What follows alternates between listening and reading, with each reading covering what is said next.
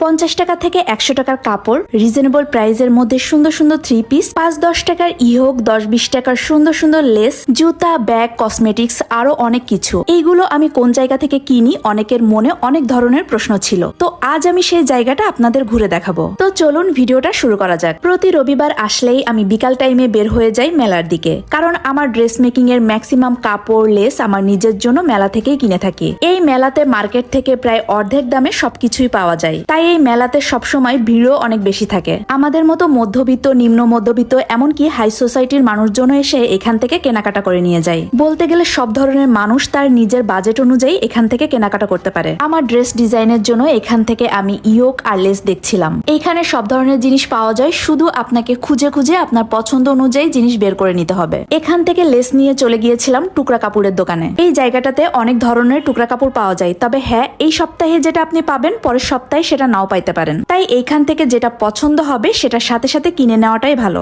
এইখানে আজ অনেক বড় বড় কাপড়ের টুকরা রয়েছে, যেগুলো 1 থেকে 1.5 গজের উপরে, এই জন্য আজ দামটাও একটু বেশি। আজকের এই টুকরা কাপড়গুলো 150 থেকে 200 টাকার মধ্যেই ছিল। রাস্তা থেকে এবার চলে গিয়েছিলাম মাঠের মধ্যে। এই জায়গাটাতেও অনেক ধরনের গজ কাপড় আর টুকরা কাপড় পাওয়া যায়, যেগুলোর গজ 50 থেকে 60 টাকার মধ্যেই আপনারা পেয়ে যাবেন। 500 থেকে 600 টাকার মধ্যে অনেক সুন্দর সুন্দর কোয়ালিটি ফুল জানালার পর্দাও কিন্তু আপনারা এই মেলাতে পেয়ে যাচ্ছেন। আমি এইখানে ওড়না দেখছিলাম আর ভাবি তার বাসার জন্য কিছু জিনিসপত্র দেখছিল। এই ওড়নাগুলো ছিল মাত্র 50 টাকা করে। আমি অবশ্য এইখান থেকে 2 থেকে 3টা ওড়না নিয়েছিলাম। যেই ওড়নাটা দেখছিলাম সেটাই যেন ভালো লাগছিল। সবগুলো ওড়নাই মোটামুটি ভালো ছিল, তবে আমি ফ্রেশ দেখে 3টা ওড়না বেছে নিয়েছিলাম। ওড়না নেওয়া শেষ করে আমি সারা মেলা চক্কর দিয়ে দেখছিলাম যে কোথায় কি পাওয়া যায়। পুরো মাঠ এবং রোডের সাইডে অনেক বড় করে এই মেলাটা বসে। শুধু গজ কাপড় আর 3 পিসই না, অনেক কম দামে সুন্দর সুন্দর শাড়িও পাওয়া যায়। কিন্তু আমার সবসময় ধান্দা থাকে কম দামে কোন কাপড় আর কি লেস নিব। ঘুরে ঘুরে আমি শুধু কাপড়ের দোকানে আর লেসের দোকানেই যাই। এই যে আবার ঘুরে ঘুরে আমি লেসের দোকানেই চলে আসলাম।